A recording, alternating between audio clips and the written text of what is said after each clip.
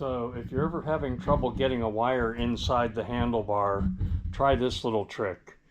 I just drilled an 8mm hole right here that my wire is going to go through, and I can't shove the wire through the handlebar. Of course, you can see the 8mm hole is right there near the bend, and so there's no straight shot to push a wire through. So I pushed a piece of string into the hole, and I'm going to blow some air into the handlebar from over here, like that.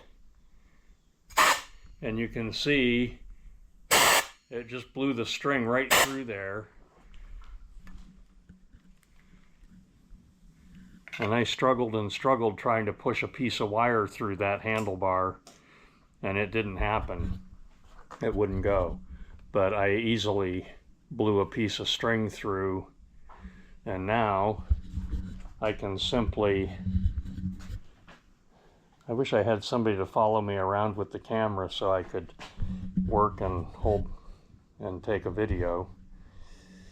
I need to hire a helper, a videographer. Unfortunately, my videos don't make any money, so I'm not going to hire a videographer.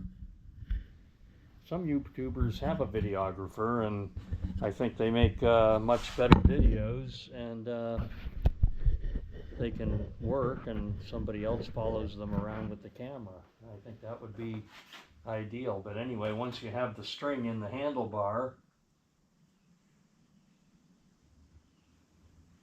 you should be able to pull that wire right through.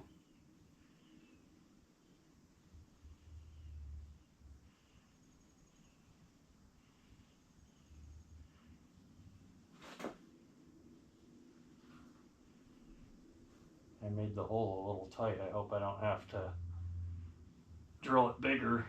Oh, there it's going. Okay. Just the junction where I had the wire taped to the string was a little tight, but now it's going.